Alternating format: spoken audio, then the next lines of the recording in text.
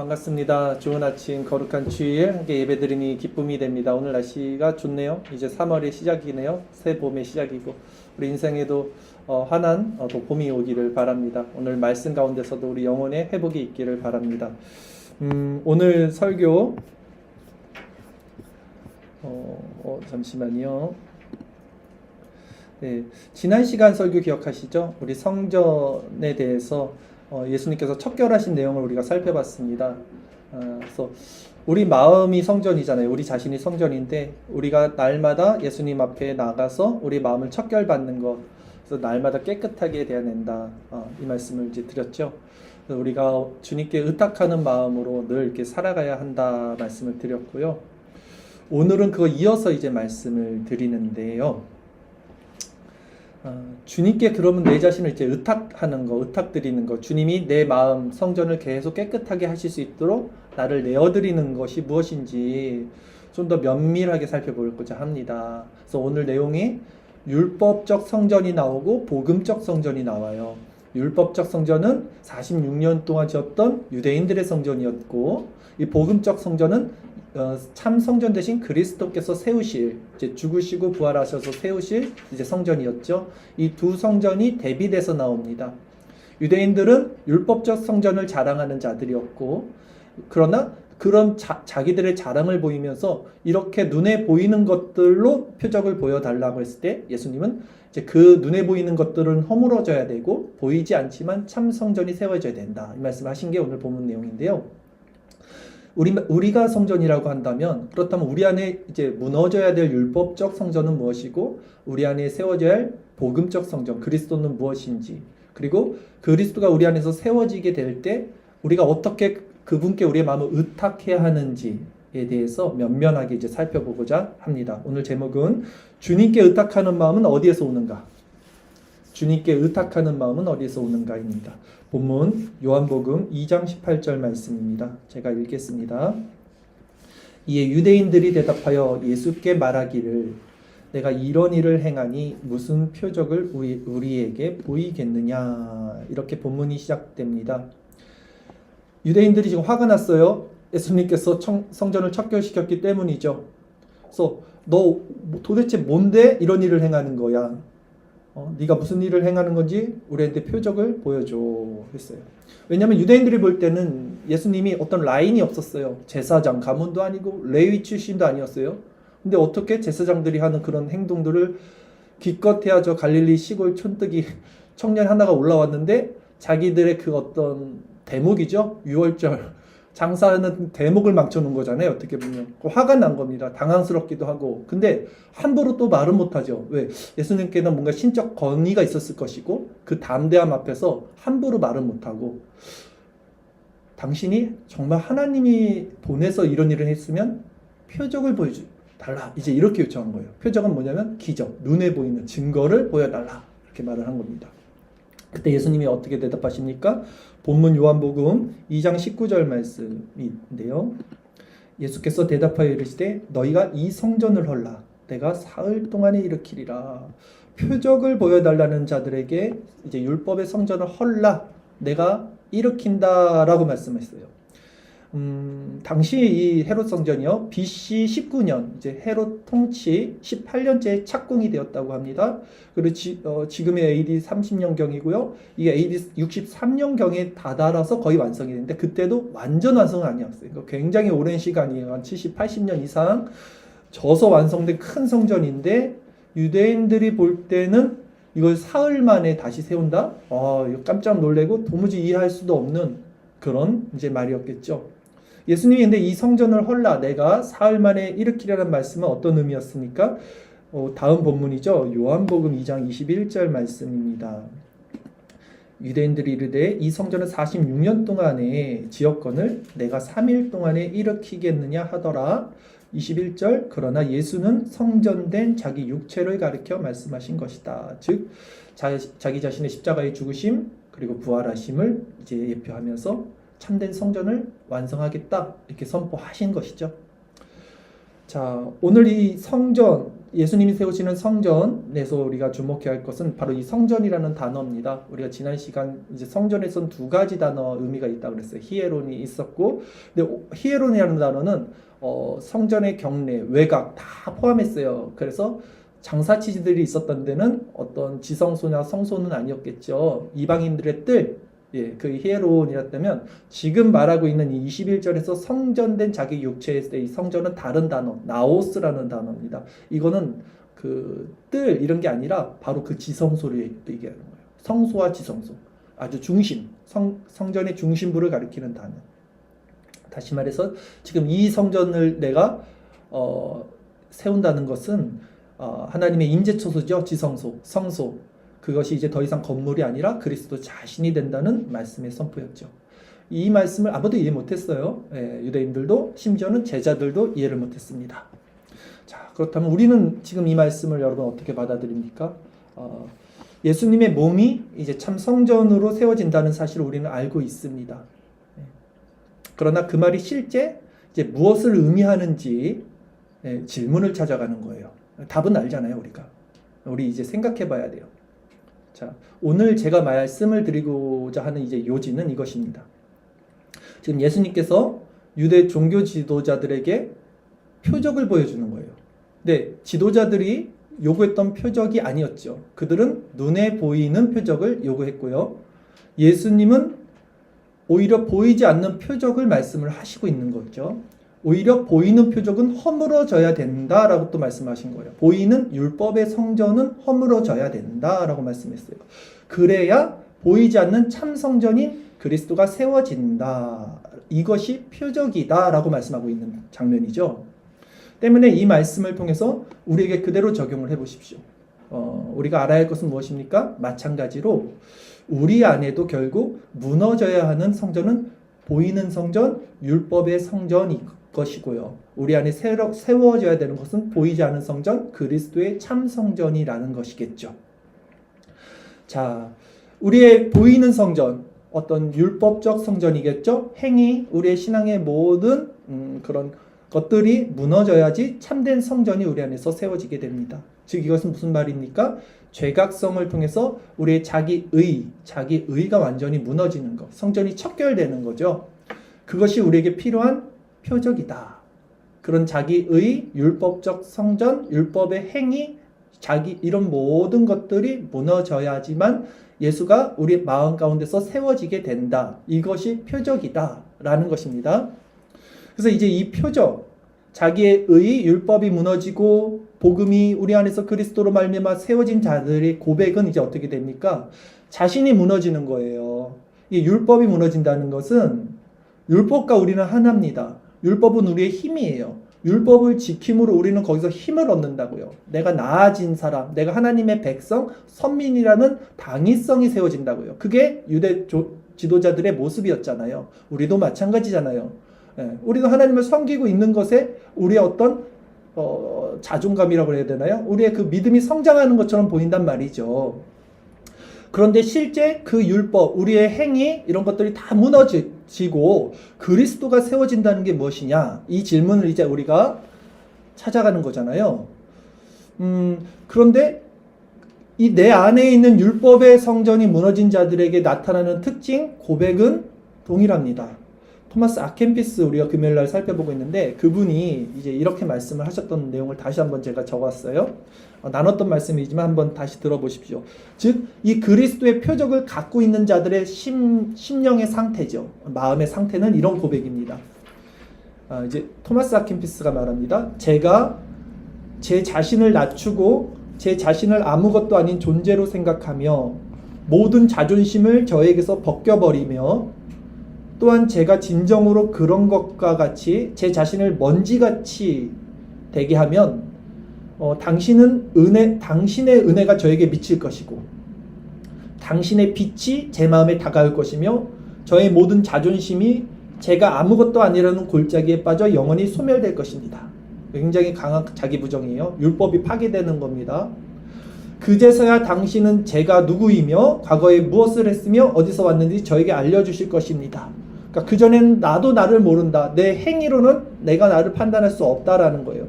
저는 아무것도 아닌 존재로 그것을 알지 못하기 때문입니다. 만일 제가 제 자신에게만 머문다면 저는 아무것도 아니며 전적으로 약한 존재입니다. 그러나 당신이 저를 돌보시는 순간 저는 바로 강해질 것이며 새 기쁨으로 가득 찰 것입니다. 율법적 성전이 무너진 거예요. 복음이 들어온 겁니다. 제 죄가 너무 무거워 계속 밑바닥 깊이로 떨어지는 저를 들어올려 사랑으로 안아주시니 진실로 놀랍고 감사드립니다. 이 사람들은 율법에만 묶여있지 않죠. 항상 그리스도 안에서 다시 회복이 됩니다. 우리가 브레이너드도 그렇고요. 토마스 아켄피드도 동일한 거예요. 제 자신을 잘못 사랑함으로써 제 자신을 잃은 격이 되었습니다. 그러나 당신만을 구하고 당신만을 순수하게 사랑함으로써 저는 당신과 제 자신을 동시에 발견했습니다. 그리고 이 사랑을 통하여 제 자신이 더욱더 아무것도 아님을 깨달았습니다. 찬양을 받아 마땅하신 나의 하나님, 저는 어떤 은혜도 받을 가치가 없는 사람입니다. 하지만 존귀하시고 한없이 선하신 당신은 감사할 줄 모르는 사람과 당신에게서 등을 돌린 사람에게까지 끝없이 은혜를 베푸십니다. 여기 우리 사랑이 함몰되죠. 그러니까 이게 사랑이거든요. 근데 이걸 우리가 깨달았을 때, 마음속에 있을 때 어떻게 됩니까? 이 율법으로 지키지 않아요. 신앙을. 이 사랑이 우리에게 경험됐을 때 이제 율법은 순종으로서 자원하는 마음이 변합니다. 이 사랑을 경험하는 게 중요해요. 우리를 당신에게로 향하게 하여 우리가 감사할 줄 알게 하시며, 그러니까 우리가 이제 감사할 줄 알게 하시며 경건하고 겸손하게 하여 주시옵소서. 당신은 우리의 구원이시고 용기이시고 힘이십니다. 이제 이렇게 고백했어요. 그러니까 이게 율법의 성전이 무너지고 복음의 성전이 세워지는 사람들에게서 나오는 고백입니다. 이것이 철옹성과 같은 자기 의가 박살나고 율법적 성전이 그리스도의 말씀 앞에서 척결된 자들의 심령에서 터져 나오는 일말의 단 하나의 구원의 표적이에요. 이게 표적이에요. 이게 진짜 표적입니다. 그리스도가 내 안에서 성전이 되었다는 거죠. 그것은 먼저는 내 안에 이런 율법적 성전이 완전히 파괴되고 무너졌다는 것을 의미하는 거예요. 그런데 이 율법적 성전이 얼마나 견고하냐면 이제 문제죠. 이 율법적 성전, 내 안에 있는 자기의, 이게 얼마나 견고하냐면 우리 아브라함을 한번 생각해 보세요. 아브라함이 하나님의 선민이고 택한 백성이고 하나님께서 아브라함을 이끌어 주셨어요. 갈대아 우르에서. 그리고 순종했고요. 보이지 않는 향방 없는 길을 믿음으로 말씀을 따라 갔습니다. 얼마나 위대하고 얼마나 하나님의 보호하심과 은혜를 입었던 삶이에요. 그러나 그럼에도 불구하고 하나님이 그를 인정했을 때는 그가 거의 노년에 다다랐을 때입니다. 그걸 기억하셔야 돼요. 그가 노년이 돼서 이제 이삭을 바칠 때 하나님이 어떻게 말씀하셨냐면 천사를 통해서 네가 네 아들 너의 독자까지도 내게 아끼지 아니하였으니 내가 이제야라 그래요. 이제야. 저는 이 단어가 뭐지? 그전에는 그러면 하나님이 아브라함을 인정하지 않았다는 말씀이잖아요. 내가 이제야 네가 하나님을 경외하는 줄을 아노라라고 말해요. 그전에도 분명히 아브라함은 하나님과 동행했고요. 큰 복을 받았고요. 하나님의 은혜를 입었습니다. 그런데 그렇다면 그전에는 하나님을 경외한 게 아닌가? 아니라는 거예요. 율법적 성전이 그렇게 견고한 거예요. 그렇게 무서운 겁니다. 아브라함조차도 하나님이 아브라함을 인정했을 때가 그 마지막 노년했을 때 이제야 네가 하나님 경외한 줄 알았다라고 말해요. 그렇다면 이 이제야라는 이 표현 속에 무엇을 아브라함은 다 무너뜨린 것일까요? 그러면 그전에는 무엇이 무너지지 않았던 걸까요? 분명히 하나님 말씀에 순종도 했고요. 복도 받았습니다. 그런데 이제야라 그랬잖아요. 지금 천사를 통해서. 이제야 하나님 경외가 뭡니까? 진짜 하나님을 경외하는 마음, 두려워하는 마음, 공경하는 마음을 이제 내가 인정할게. 그러면 그전에 감춰졌던 이 철옹성 같은 율법의 성전은 무엇이었을까? 이게 우리 안에 반드시 있을 거란 말이죠. 이게 우리 안에 있을 거란 말이죠. 자, 이렇게 생각해 봤으면 좋겠어요. 우리가 항상 하나님의 주권을 인정해요. 제가 이렇게 신앙의 얘기를 하다 보면 칼빈주의라고 말하는 사람들은 하나님의 주권을 다 인정해요. 얼핏 들으면 하나님의 주권을 인정하니까 다 맞아요. 그리고 이렇게 고백해요. 시간의 주인도 하나님입니다. 물질의 주인도 하나님, 생명의 주인도 하나님입니다. 우리도 그런 고백하시죠. 한다고요, 우리가 다. 근데 이게 가만히 자기를 한번 점검해 보세요. 정말 시간의 주인이 하나님이면 우리가 시간을 어떻게 쓰고 시간을 바라보는 우리의 마음이 어떤지, 이게 내 시간이라고 생각하고 이게 오히려 하나님께 드려지는 어떤 기도나 어떤 예배나 어떤 은혜의 방편이 손해보는 것 같아요. 물질이 하나님의 것이라면 하나님께 온전히 다 드리는 것이 거북하지 않아야 될 텐데, 그런 마음이 내 안에 진짜 있는지, 생명이 정말 하나님의 주권이라면 더 이상 사는 게 뭐가 문제겠어요? 먹든지 마시든지 하나님의 영광을 위해서 살고 무엇을 먹을까 마실까 염려하지 말라 그러니까, 이런 이율배반, 이런 모순이 우리 안에 있다고요. 그러니까 우리는 지식과 우리의 감정과 우리의 의지와 우리의 관념으로는 분명히 하나님의 주권을 얘기한다고요. 근데 아니잖아요, 실제. 그러니까 아브라함도 그런 모습들이 분명히 있었을 것이고, 그럼 언제 하나님이 왜 아브라함에게 마지막에 이제야 하나님 경외하는지 알았냐 그런 거예요. 그러니까 이 부분입니다. 이 부분. 우리 안에 이 부분을 보시고 이 부분이 파괴돼야 돼요. 이게 반드시 파괴돼야 돼요. 왜? 파괴돼야지만 복음이 세워져요. 이 율법이 파괴돼야지만 이 그리스도의 참된 성전이 우리 안에서 세워집니다. 자, 그래서 그리스도 없이는 우리는 아무것도 할 수 없는 상태. 그러니까 지금 입으로 말하지만 실제 그런 상태죠. 마음의 상태. 그러나 그리스도 안에서는 이제 모든 것을 할 수 있는 존재로 하나님께서 우리를 그렇게 인도해 나가시는 거예요. 하나님이 아브라함을 인도하신 거예요. 아브라함이 그렇게 된 게 아니라 하나님이 그 자리까지 아브라함을 인도하신 거죠. 이것이 주님이 우리에게도 보여주신 진정한 성전의 표적이라는 것이죠. 성전 척결의 표적.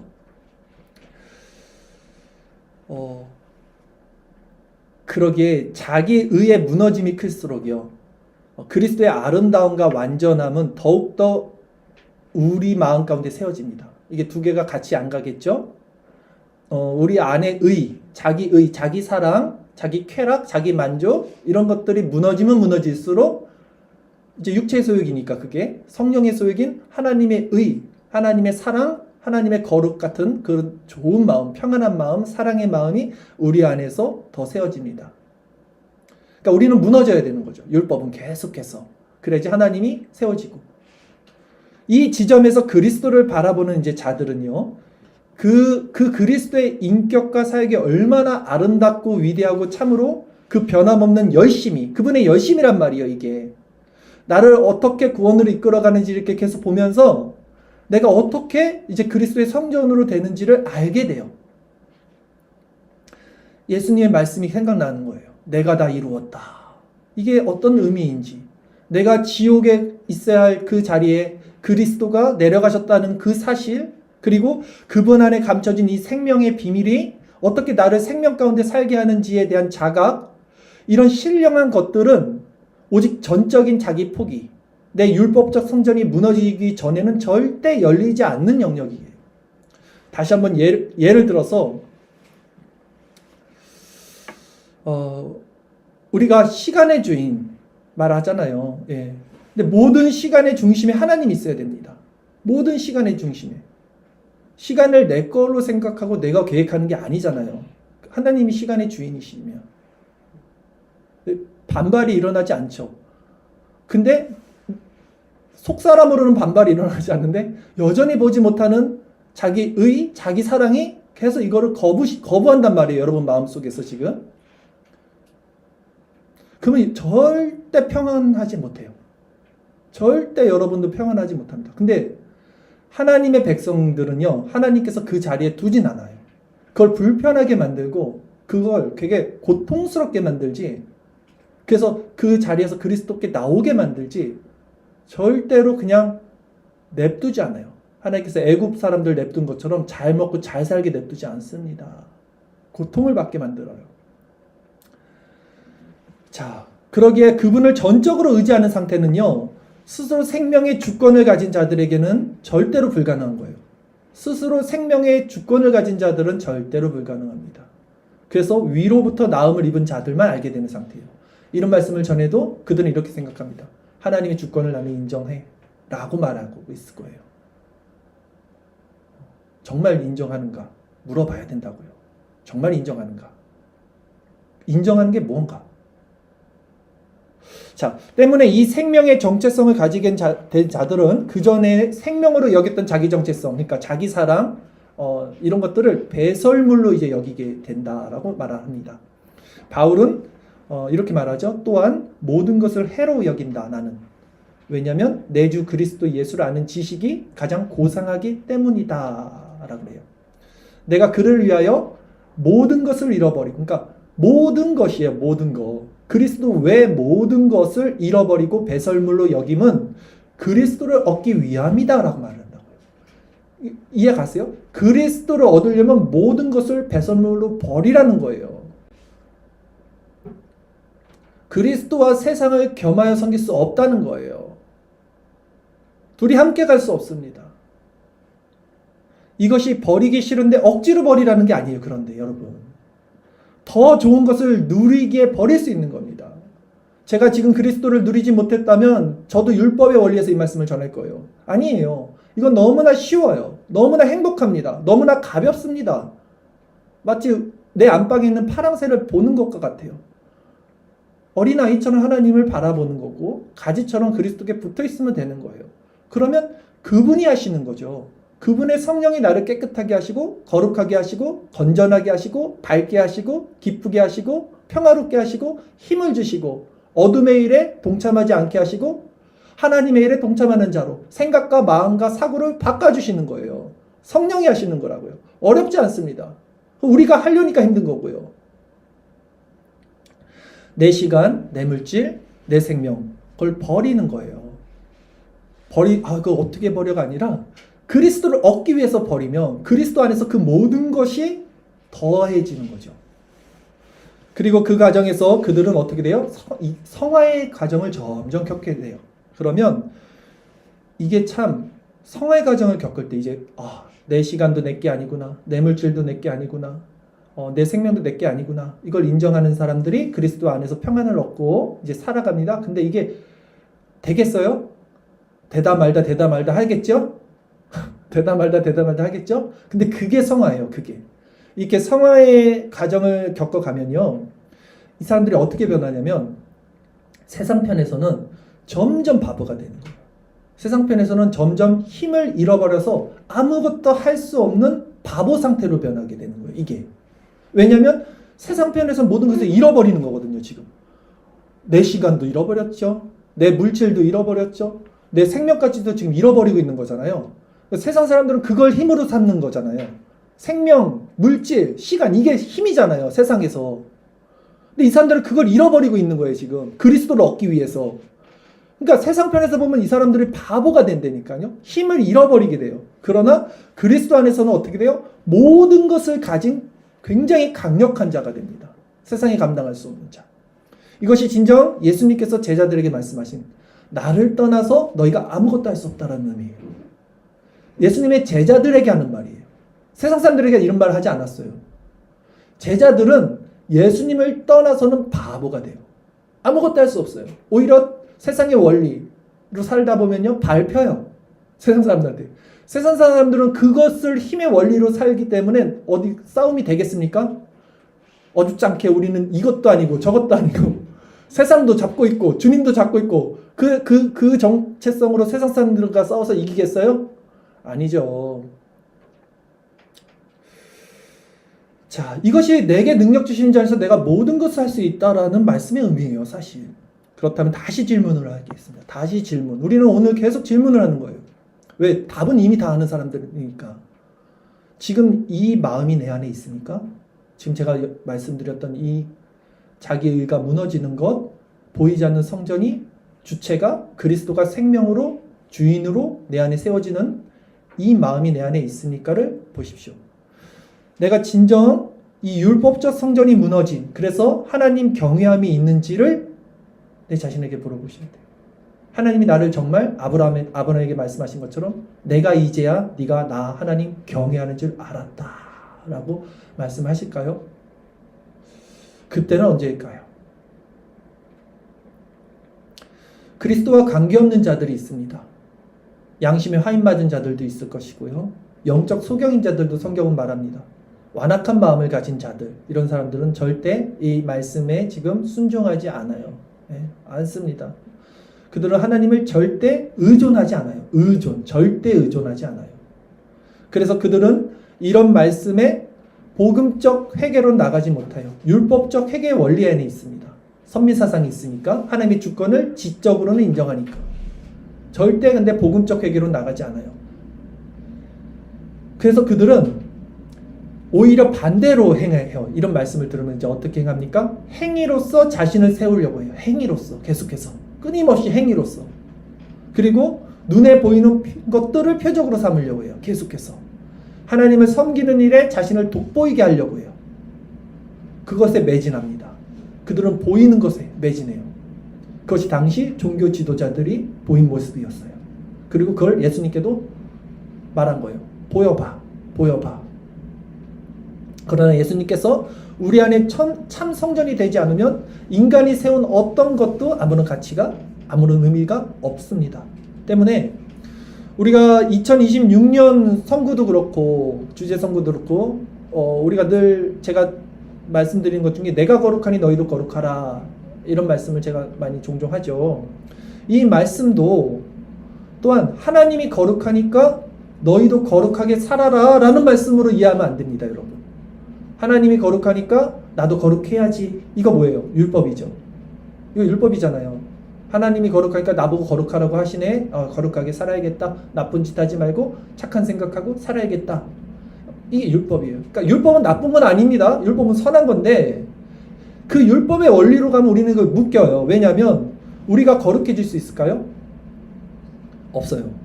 율법의 모든 조항 다 지켜도 하나라도 어기면 율법을 모든 조항을 어겼다 그랬어요, 성경은. 하나님 우리 속을 다 아셔요. 그러니까 우리는 우리 속을 몰라요. 우리는 보이지 못하는 부분이 있습니다. 근데 하나님 우리 속을 다 알아요. 어제와 오늘과 내일까지 다 아는데 하나님 우리에게 이걸 요구하실까요? 너는 거룩하게 살아라. 정말 우리가 거룩하게 살 수 있는 존재라는 걸 아시고 우리에게 거룩하게 살라고 그 명령을 하실까요, 하나님이? 아니시라는 거예요. 즉 내가 거룩하니 너희도 거룩하라, 이 말씀은 우리 아까도 거룩 찬양했지만 오직 하나님만이, 오직 그리스도만이 거룩하시기에 그분만을 우리 마음에 모셔야 되는 의탁하는 마음의 상태가 돼야 된다는 말씀이에요. 그분만이 거룩하시기에 그분이 우리를 통치하실 때만이 우리도 거룩하게 된다는 거예요. 그러니 그분의 통치를 인정하고 받으라는 말씀인 거죠. 이것이 포도나무와 가지 이야기 아닙니까? 그러니까 너무나 쉬운 얘기 아닙니까? 포도나무와 가지는요, 가지가 나 포도나무에 붙어 있어야지 해서 붙어 있는 건 아니잖아요. 네, 포도나무가 주체가 돼서 가지를 붙여 놓으니까 붙여 있는 거죠. 근데 이 가지가 느끼는 건 뭐냐면요, 열매를 어떻게 맺냐면 내가 이제는 붙었으니까 열매를 맺어야지 해서 맺습니까? 아니, 호흡하듯 그냥 수액이 저절로 나무 뿌리에서 나에게 들어온 것처럼 그냥 자연스럽게 맺어지는 거예요. 네. 내가 거룩하니 너희도 거룩하라? 내가 거룩해야지가 아니라니까요. 굉장히 숨쉬듯 주님 안에 있는 상태에서 자연스럽게 본성이 변화되는 거예요. 본성이. 그러나 지금 이런 말씀은 여전히 성령의 조명 없이는 아무도 깨달을 수 없겠죠. 때문에 제자들도 당시에는 이 성령이 지금 임하지 않았을 때 예수님이 하신 말씀을 이제 깨닫지 못했어요. 근데 나중에 성령이 임하시고 나서 이걸 기억했다라고 오늘 본문은 말하고 있는 것입니다. 오늘 본문 요한복음 2장 22절 말씀입니다. 죽은 자 가운데서 살아나신 후에야 제자들이 이 말씀하신 것을 기억하고 성경과 예수께서 하신 말씀을 믿었더라. 그러니까 지금 율법이 파괴돼야 된다. 참성전인 복음이 세워져야 된다. 이 말씀을 그때는 이해 못했겠죠. 그러나 부활하신 후에, 성령이 임하신 후에야 이게 이거구나. 예수님의 말씀을 믿었다라는 것이죠. 사실 우리가 얼마나 무능하냐면 여러분, 지금 제가 말씀드린 거 여러분 보십시오. 거의 대부분은 지식적일 뿐만이 아니라 경험도 했을 거예요. 그쵸? 영적으로도 체험을 했을 거란 말이죠. 이 원리를 안단 말이죠, 지금.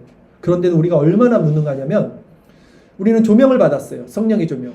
자연인들은 아예 이게 안 들어올 거예요, 지금 말이. 어쨌든 여러분들은 아신단 말이에요. 우리는. 그럼에도 구원받은 자예요, 우리는. 확실합니다. 우리는 100% 구원받은 자예요. 그러나 우리가 얼마나 무능하냐면 이 조명을 받았는데도 또다시 사탄의 속임수에 우리는 쉽게 빠져들어요. 이 은혜를 쉽게 망각해요. 아니 어떻게 그렇게 망각하지 할 정도로 기억상실증 걸린 것도 아니고 이렇게 큰 은혜, 이렇게 큰 능력, 이렇게 큰 마음을 받았음에도 이거를 망각하고 어떻게 해요? 또 율법의 원리로 살아요. 미친 거죠. 율법의 원리가 아닌 것을 그렇게 깨닫게 하셨음에도 또 그 짓을 해요. 구원받은 자들도. 제가 이 거룩한 전쟁 이 책을 지금 다 봤는데 이거 정말 보셔요. 이게 인간 마을 영혼이라는 곳에서 일어나는 거예요. 맨소울. 인간의 마음이에요. 거기 다 있어요. 사람 이름이 그 감정 뭐 다 들어가는데 그 사람들이 똑같은 행동을 하는 거예요. 우리처럼. 그러니까 임마누엘 왕자가 와서 구원을 해줬어요. 막 기뻐요. 감사해요. 그걸 다 느꼈어요. 체험했어요. 근데 그 중에 한 사람이 딱 등장합니다. 그 이제 사탄이 씨를 뿌린 애죠. 걔 이름이 뭐 이렇게 어떤 육신의 평안인가 그럴 거예요. 이름이. 그러니까 육신의 평안이 좀 쉬어. 이제 하나님이 다 이루셨으니까 우리는 이제 좀 편하게 있자. 이게 나쁜 것 같지 않잖아요. 근데 그 걔 때문에 그 마을 사람들이 점점점 타락해요. 그 한 사람 때문에. 그래. 하나님이 다 승리하셨으니까 우리는 좀 쉬자. 처음에 쉬자다. 좀 이따 즐기자. 한잔해. 나중에는 예수님이 임마누엘 왕자 사라져버려요. 그 성에서. 떠나버려요. 그러니까 또다시 그 사탄이 이제 공격하는 거예요. 그러니까 그제서야 또 도와달라고 막 해요. 그러면 또 와서 도와줘요. 그러면 또 그래요, 또. 그러면 임마누엘 왕자가 또 사라지죠. 근데 임마누엘 왕자가 이제는 막 안 나타나요. 근데 맨 마지막에 나타나셔서 이거 다 말하면 스포니까. 근데 우리 인생과 너무 똑같은 거예요. 우리 지금 하고 있는 이 행동 모든 것과. 근데 결국 마지막에 뭐냐면 이 사람들이 그 행동을 계속 반복하면서 뭘 깨닫냐면 그리고 임마누엘 왕자가 뭘 말하고 끝나냐면 그 책이 기억하라. 내가 너에게 베푼 모든 사랑을 기억하라. 끊임없이 베푸셔요. 앞으로도 베푸실 거고 나는 너를 떠나지 않았어. 다만 이걸 깨닫게 하기 위해서 잠시 떠났던 거고 너네들이 나를 찾을 때 돌이킬 때 다시 온 거야. 그리고 내가 너에게 베풀었던 모든 사랑 그리고 끊임없는 이 자기의 열심 이걸 기억해야 돼. 이걸 기억함으로써 너는 구원받은 자들이니 이제 그 거룩한 몸을 보존하고 거룩하게 살아라. 이렇게 하고 끝나요. 이게 율법의 원리가 아니잖아요. 그래서 이 사람들이 주님이 하신 그 큰 일들을 계속 마음에 품고 이제는 살아가야 되는 이제 숙제죠, 숙제. 근데 이 사람들은 이걸 확신을 갖고 있어요. 왜? 주님이 끝까지 나를 사랑하신다는 걸 이제 아니까. 그걸 아니까 이제는 오히려 율법에 빠지지 않고 사탄의 괴력에 빠지지 않게 된다. 이제 이렇게 이제 이 책이 끝나는데 우리의 원리와 똑같죠. 우리가 율법을 순종함의 원리도 똑같죠. 자, 그러나 우리는 참 이 맨소울 사람들과 같아요. 어떻게 그렇게 쉽게 잊어버리는지, 어떻게 그렇게 개가 토한 것을 도로 먹듯 또 그 율법의 원리로, 또 죄의 원리로, 쾌락의 원리로 돌아가는지. 화장실 갈 때와 나올 때 마음 틀리듯이 힘들면 그렇게 하나님 찾다가 좀 살만하면 또 자기 배 채우고 또 시간의 주인은 자기, 물질의 주인은 자기, 생명의 주인은 어느새 자기도 모르게 또 자기가 되어 살아가는지, 자기 편한 대로 살아가는지. 이게 본성이에요, 본성. 이게 진짜 본성이에요. 그런데 중요한 것은 하나님께서는 정말 그 택자들을요, 끝까지 사랑하신다는 것이고, 그 끝까지 사랑하신다는 것을 그 자들이 깨달아야지만 그 율법의 성전이 파괴된다는 거예요. 깨달아야지만. 그러니까 한 번 깨닫는 게 아니라 수도 없이 깨달아야 돼요. 그래서 그게 완전히 화인 맞은 것처럼 내 마음에 심령에 박혀야 돼요. 그 사랑이. 우리는 너무 미련해서 또 잊어버리고 또 잊어버리는데 아예 잊어버리지 않게 하나님께서 계속 끊임없이 그리고 앞으로도 걱정하지 마. 너네 또 쓰러져도 너는 절대 포기하지 않아. 넌 내 백성이다. 이 하나님의 열심과 그 사랑이 아예 인이 박혀야 돼요. 그럼 그 순간 아브라함이 네가 하나님 경외하는 줄을 내가 알았다. 아브라함이 그 전에도 하나님 경외했죠. 그 전에도 순종했잖아요. 말씀으로. 그런데도 그 안에 남아있던 계속 율법의 원리, 남아있던 자기 사랑. 근데 그 모든 과정을 겪어가면서 마지막에 하나님께서 이제 아브라함이 하나님께 이삭을 드린 거죠. 하나님이 주신 믿음으로 말미암아. 우리 안에 그때가 언제냐는 거예요. 우리 안에 그때가 있었냐, 아니면 있는가, 아니면 언제일까?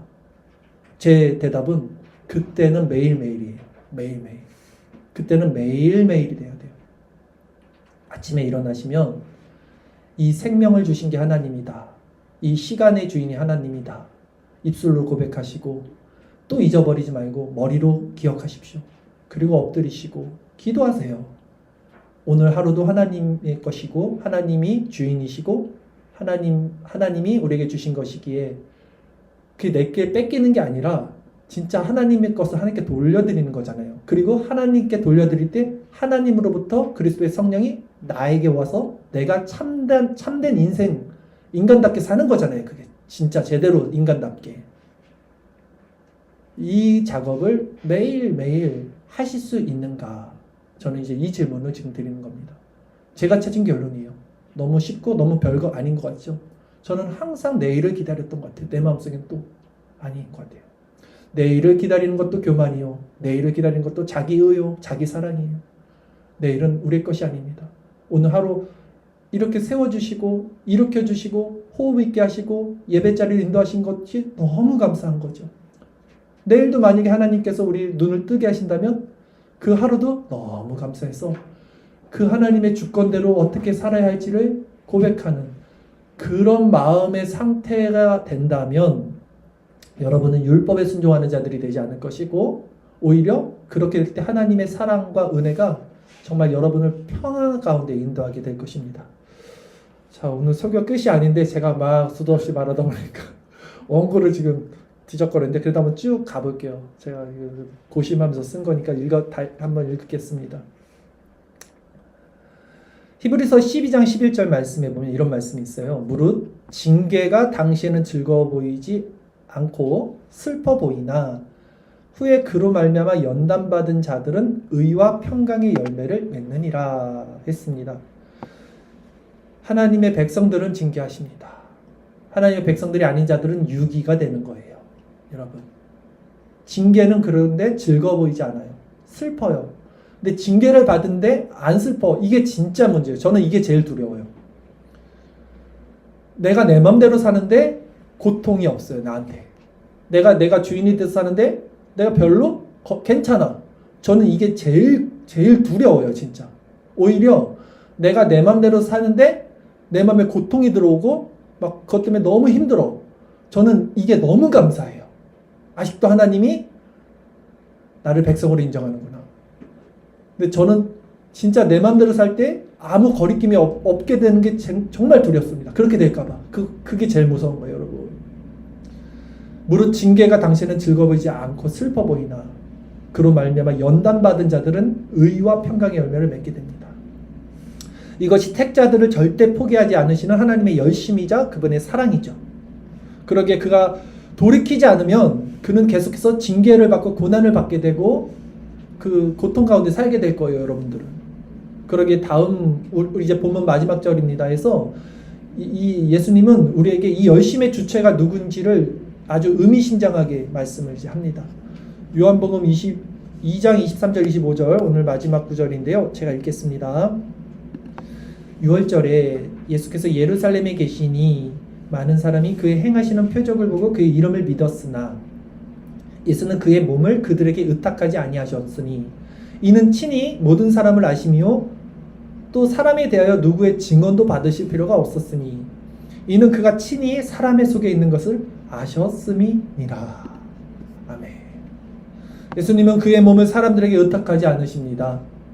이는 친히 사람의 모든 것을 아시고요, 사람의 속에 뭐가 있는지를 예수님은 아시기 때문이죠. 여기서 사용된 의탁하다라는 이 헬라어 시제가요, 미완료형이에요. 뭐냐면 한순간이 아니라 지속적으로 신뢰하지 않는다는 얘기예요. 지속적으로 인간을 하나님은 신뢰하지 않는다. 그들의 마음에 뭐가 있는지를 안다 라는 것이죠. 그렇다면 질문입니다. 또 예수님은 우리를 믿을까요? 나비교회, 그래 내가 너네들은 믿겠다. 내가 너는 믿는다. 내가 너는 그래 다른 사람은 못 믿어도 내가 이렇게 큰 은혜를 줬으니 너는 나를 떠나지 않겠지? 내가 너를 믿는다. 주님 우리를 믿을까요? 좀 믿게 해드리고 싶어요 저도. 근데 주님은 우리를 믿지 않아요.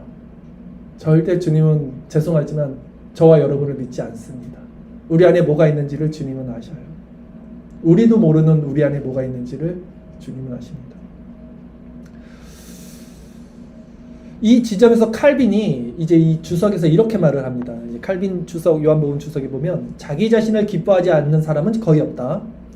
그리고 빈 아첨의 말로 우리 자신을 기만할 때 그거 있잖아. 아 잘하고 있어요. 잘하고 있어. 우리 좋아. 이런 거. 그렇게 우리가 기만하죠. 서로 할 때 우리는 하나님께서 우리와 같이 눈이 먼 분이라고 생각한다.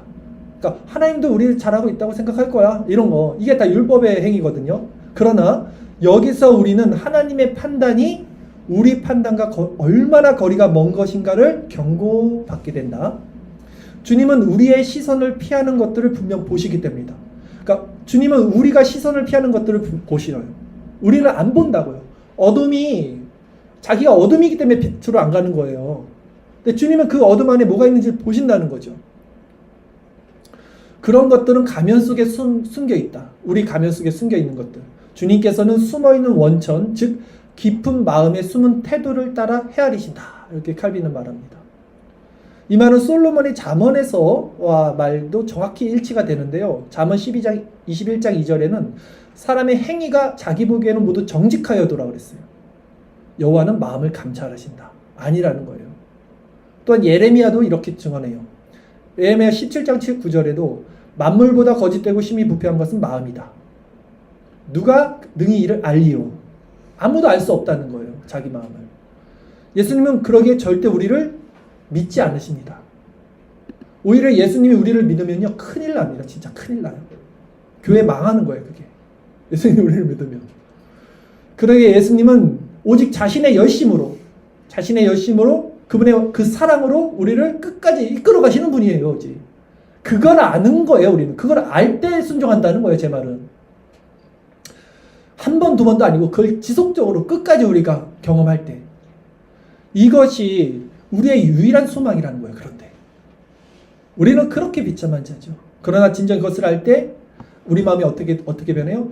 주님을 의탁하는 자로 변합니다. 이게 의탁하는 마음이 일어나요. 여기서 의탁. 그러므로 혹시 여기 우리 이 자리에 아직도 스스로를 믿는 자들이 있습니까? 그렇다면 그들은 아직 그리스도를 믿는 자들은 아닙니다. 그들은 아직 그들 자신의 성전에서 살고 있을 거예요. 율법의 성전에서 행위로서 자신을 치장하고 있겠죠. 그 안에 그리스도의 성전이 세워진 자들은 아닙니다. 사도 바울은 자기 양심의 확증을 가지고 있던 사람이에요. 즉 그는 성화의 열매를 맺으면서 우리와는 레벨이 다른 하나님의 신적 속성을 경험한 사람이죠. 그럼에도 불구하고 그가 그때 그 정도면 되게 교만할 수 있잖아요. 그러니까 교만이라기보다는 영적으로 굉장히 탁월한 상태인데도 어떻게 자기에 대해서 말을 하냐면 고린도전서 4장 4절에 이렇게 말해요. 내가 자책할 아무것도 깨닫지 못하나. 그러니까 자기 양심이 깨끗하다는 거예요. 이거는 교만이 아닙니다. 그리스도를 믿음으로 내 안에 깨끗함이 있다는 얘기예요. 내가 자책할 아무것도 깨닫지 못하나 이로 말미암아 그것 때문에 의롭다함을 얻지 못하노라. 그것 때문에 내가 의롭다 함을 얻지 못하노라. 다만 나를 심판하실 이는 주시니라. 끝까지 주님의 주권을 인정하는 거예요. 세상 사람들이 나는 나를 믿어 이런 거 있잖아요. 한 점 부끄럼 없이 하늘을 우러러 산다. 가장 어리석은 자들입니다. 가장 자신을 모르는 자들이에요. 우리의 죄를 본다는 것은 우리가 우리를 믿지 못한다는 거예요. 그러니까 여러분들이 죄를 본다고 고백한다면 우리가 자신을 믿지 못한다는 말이 된다. 왜냐하면 죄의 영역이 너무나 전적 부패, 전적 타락이 뭔데요. 우리가 보지 못하는 부분까지도 타락했다는 걸 인정하는 거 아닙니까? 그래야 전적 의탁의 마음이 일어날 거 아닙니까, 주님께. 그런데 주님이 이제 이것을 인정하실 때가 분명히 있다라는 거예요, 오늘 설교는. 그것이 매일매일이 돼야 된다라는 것입니다. 즉 나의 시간, 나의 물질, 나의 생명의 주인이 주님이심을 고백하는 그 행위가 주님이 주신 믿음을 통해서 자원하는 심령으로 우리 안에 일어날 때, 매일 아침, 매일 저녁, 매 순간 은혜의 방편을 통해서 일어날 때 주님은 분명히 너무 쉬워요. 너무 쉽게 우리에게 말씀해요. 그래, 네가 나 경외하는지를 내가 안다. 이 말씀이 들립니다. 이 음성이 우리 심령에 들려요. 들립니다. 주님이 그렇게 우리를 변화시켜 주십니다. 우리가 이렇게 의탁할 때, 우리 마음을 의탁할 때 주십니다. 그렇다면 끝으로 우리는 무엇을 해야 하는가? 우리는 무엇을 해야 합니까? 먼저는요, 이 선한 율법을 통해서 내 육적 자아가 여전히 주인 노릇을 하고 있다는 것을 계속해서 주목하고 있어야 돼요. 이걸 보실 줄 알아야 돼요. 이 감춰지거든요, 이게. 율법이 선하기 때문에 율법이 있으면 더 감춰지죠. 율법에 선한 행위가 있으니까 감춰지는 거예요. 자, 우리 속사람은 어때요? 율법을 따르기를 원해요. 그러나 그 선한 요구가 이제 율법으로 인해서 죄를 드러낸다고 성경은 말합니다. 그래서 율법 자체는 선한데 죄된 인간은 이 율법으로 말미암아 죄를 폭로하는 도구로 삼아요. 무슨 말이냐? 제가 이제 새벽에 말씀드렸듯이 이런 자각들이 일어나면서 내가 그렇지 시간의 주인이 하나님인데 내가 왜 자꾸 시간을 내 스케줄에 맞춰서 쓰려고 하지? 아침에 일어나자마자 더 오랜 시간, 더 깊게 주님께 기도하면서 시작하는 게 맞지. 그래서 기도해야겠다라고 생각을 하고 이제 새벽에 일어나서 또 잠자기 전에 시간을 길게 잡고 기도를 막 합니다. 기도를 막 해요. 진짜 은혜가 되죠. 은혜가 막 와요. 은혜가 막 임합니다. 근데 어느 순간 제가 아침에 딱 일어났는데 이게 귀찮다. 이 마음 확 올라오는 거예요. 귀찮다. 기도하기 귀찮다. 좀 더 자고 싶다. 이거 있잖아요. 이게 이제 올라오는 거예요. 그러니까 나는 지금 하나님께 순종하는 것을 내가 원해요. 근데 그 순간에도 나는 원해요. 속에서는. 그게 날 살린다는 걸 알아요.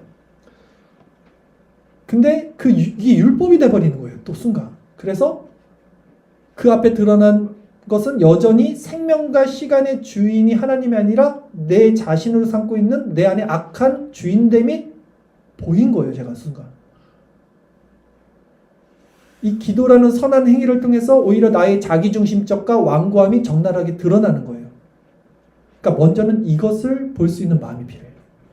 이거를. 율법의 행위를 하지 말라는 게 아니라 행위를 해야죠. 그것이 율법이라도 하는 건 옳고 그것이 귀하고 그것이 좋습니다. 안 하는 것보다 훨씬 좋아요. 그럼에도 율법으로 할 때는 문제가 생기잖아요. 그걸 보라는 거예요. 내 마음에 여전히 주인됨의 자리를 해결하려고 하지 말고 해결할 수도 없잖아요. 우리가 계속 보는 거예요. 나의 비참함, 나의 연약함, 나의 무지함, 나의 악함. 이걸 보는 게 첫 번째입니다. 그 다음에 무엇이 필요하나? 그 다음에 무엇이 필요하냐면요. 신앙의 행위들이 이제 율법이 되지 않기 위해 필요한 것은 결단이 아니에요, 여러분. 절대 결단하지 마세요. 복음의 능력이. 그러니까 하나님의 사랑, 그리스도께 행하신 일. 그러니까 이게 잘 보이지 않겠죠? 근데 이걸 계속해서 보려고 의지해야 돼요. 이게 어떻게 보이냐면 토요일에 성경 공부 시간에 나눴던 내용인데 토마스 멘트니까요. 우리가 지옥에 있다 그래도 지옥에 조그만 구멍이 뚫려 있어서 거기 이렇게 쳐다봤더니 거기 그리스도가 보이면 그것은 지옥이 아니에요. 그러니까 우리가 그리스도를 묵상할 수 있다면 그 어떤 것도 그것은 우리에게 평안을 줍니다. 왜? 그리스도가 어떤 분인지 우리는 알잖아요. 우리가 아까 제가 말씀드렸잖아요. 그리스도는 끝까지 우리를 사랑하십니다. 절대 포기하지 않고 절대 여러분을 믿지 않기에 그분의 여신과 그분의 사랑으로 여러분을 끝까지 용서하시고 선을 베푸시고 일으키시고 사랑하시고 구원으로 완성하시는 분이에요. 제 말이 아니에요. 내가 다 이루었다 말씀하셨잖아요. 내가 다 이루었다. 그게 무슨 말이니까 이루신 거예요. 그러니 여러분이 그 지옥 같은 삶을 살더라도 그리스도를 생각하고 볼 수만 있다면 그것은 평안이 있어요. 은혜가 있어요. 소망이 있어요. 그러나 그리스도가 보이지 않는다면 그것은 이제 지옥이에요. 무조건 100% 지옥입니다. 그래서 그리스도의 사랑을 여러분들이 두 번째 해야 될 것은 계속해서 보시는 거예요. 복음은 우리에게 율법에 자원하는 마음을 주셔요. 이 사랑은 우리에게 율법을 행할 수 있는 능력을 주신다고요. 즉 율법은 우리가 무엇을 해야 하는지를 말해요. 근데 복음은 이미 그 요구를 이루신 그리스도께서 그 그리스도 안에서 새로운 마음과 새로운 능력으로 우리에게 행해서 그 율법을 자원하는 심령으로 즐겨 행하며 기쁘고 쉽게 편안하게 할 수 있게 만들어낸다는 거죠. 그러니 먼저는 자신의 율법적 성전이 얼마나 견고한지를 계속 보시는 거예요. 자신 안에 있는 부스페성. 그리고 그걸 보험으로써 그리스도께 나의 마음을 의탁할 수 있는 자가 되는 거예요. 그걸 봐야지 의탁하는 거니까. 내 안에 더러움이 없는데 왜 주님을 의탁합니까? 내가 스스로 깨끗할 수 있다면. 내 안에 더러움을 봐야지만 주님께 도와달라고 의탁할 거 아닙니까? 이 원리라는 거예요, 여러분. 적용을 마지막으로 드릴게요. 실제적인 적용을 드립니다. 이제 예를 들어서 이제 예배가 끝나요. 이제 오늘 집에 돌아갑니다. 여러분 다 가시죠. 집에 가시면 그때 이제 여러분 어떤 시간을 보내셔요? 보통 집에 가셔서 예배 후에도 여전히 시간의 주인이 하나님이십니까? 아니면 집에 가면 생명의 주인, 물질의 주인, 시간의 주인은 다시 나로 돌아와서 내 시간을 보내고 있습니까? 그러니까 이걸 보라는 거예요. 제가 지금 계속 이제 앞으로 여러분 많은 사람들이 어떻게 해요? 시간의 주인이 이제 또 자기로 살아갈 수밖에 없는 거예요. 그러니까 나는 그렇게 살면서 이게 아무 문제가 없는데 라는 건이 문제고 내가 또 이렇게 사는구나를 보는 게 우선 첫 번째라는 거예요. 그렇다면 무엇이 문제예요? 무엇이? 그것이 우리가 신앙을 아직도 내가 율법의 안에서 살고 있구나 라는 것이요. 내가 아직도 이 성전 안에서 율법의 성전에 살고 있구나. 그러니까 그게 뭐예요? 사실은 우리가 참고 있는 거예요. 그러니까 이걸 보는 거예요. 뭘 참고 있어요? 그러니까 내가 율법의 성전에서 살면서 복음의 성전인 척하니까 그러니까 집에 가니까 이제 무장 해제가 되겠죠. 내 원래 성전이 나오겠죠. 내 안에 있는 그 자기의, 자기 사랑 이 성전이 나오겠죠. 그것이 아직도 내 안에 율법적 성전이 견고하게 세워져 있다는 증거라는 거예요. 이걸 외면하지 말고 계속 보셔야 돼요. 이게 얼마나 비참한 것인지를 그리고 하나님께 구해서 느껴야 돼요. 이 고통이 너무 커져야 돼요, 우리 안에. 그런데 여러분 보세요. 진짜 우리가 그리스도 안에 있고 이 설교를 듣고 우리가 온전히 하나님께 예배를 드리고 시간의 주인, 물질의 주인, 생명의 주인 하나님을 온전히 기억하고 인정하고 그리스도 안에서 성령으로 우리 마음을 하나로 만들어낸다면 그래서 마음에 그리스도가 주인이 되셔서 평안을 받는다면 그 상태에서 우리가 이제 집에 돌아간다면 여러분 어떻게 될까요? 그 연결이 되겠죠, 당연히.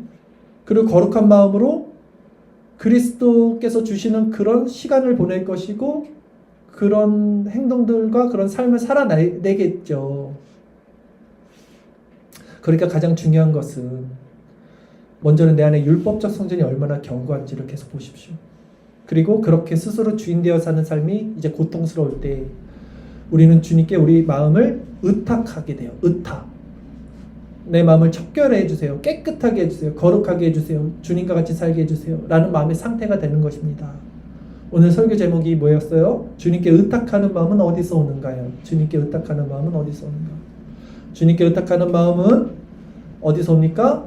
주님이 어떤 분인지를 알 때 그분의 사랑, 그분의 열심, 그분의 신실하심이 얼마나 크고 높고 놀라운지를 정말 알 때 우리가 내 자신을 믿지 못하는 내가 주님을 전적으로 의탁하며 그분의 마음에 이제 순종하는 마음으로 나아간다라는 것입니다.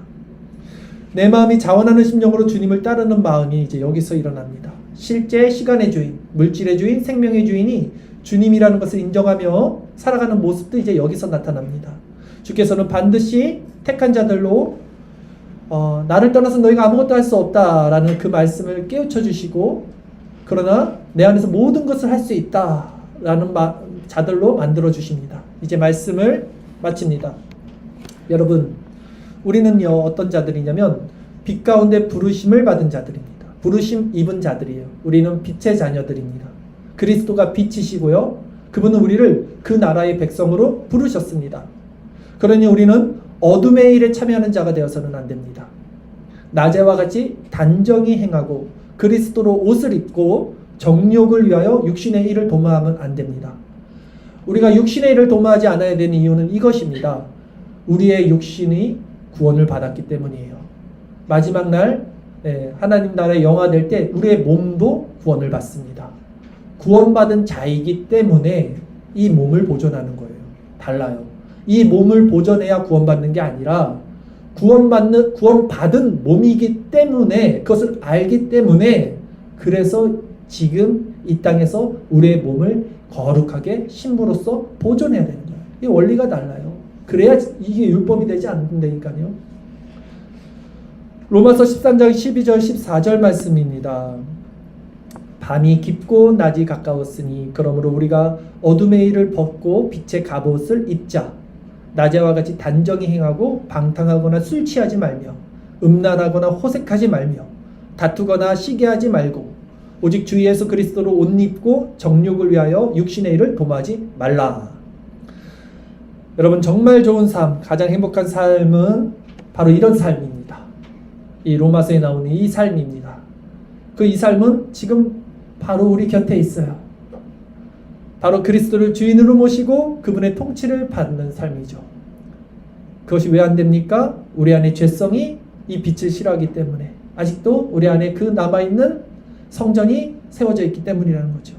그러나 우리 안에 이 죄성이, 이 어둠이 우리를 어디로 끌고 가는지를 우리가 진정 안다면, 계속해서 보신다면, 그 고통이 우리를 얼마나 고통스럽게 하는지를 여러분 보신다면, 이제 여러분들은 더욱더 주님께 마음을 의탁하며 나가야 할 것입니다.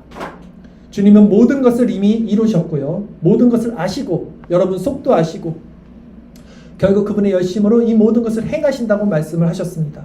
이제 우리 안에 무너져야 하는 것이 무엇입니까? 모든 지저분한 것들, 인간적인 성전, 육신의 성전, 율법의 성전, 오직 말씀과 기도로 거룩하여진다 했습니다. 오직 말씀과 기도를 볼 때 이것도 죄였구나, 이것도 내 안에 불순하구나가 빛으로 드러납니다. 그래서 여러분들은 그 마음 가운데 주님께 마음을 의탁하게 될 것입니다. 그러니 말씀과 기도를 더 매진하십시오. 그리고 깨끗해진 마음 가운데 그리스도의 성전이 여러분을 이제 살리고, 이 새봄, 만물이 소생하는 이 새로운 인생, 또 새로운 한 달, 오늘이 그 시작점입니다. 이 아침 그리스도께서 내가 다 이루었다, 누구든지 그리스도 예수 안에 있으면 새로운 피조물이라 말씀하신 것처럼 새로운 피조물로서 살아가는 그 시작점이 다시 되시기를 바랍니다. 기도드리겠습니다.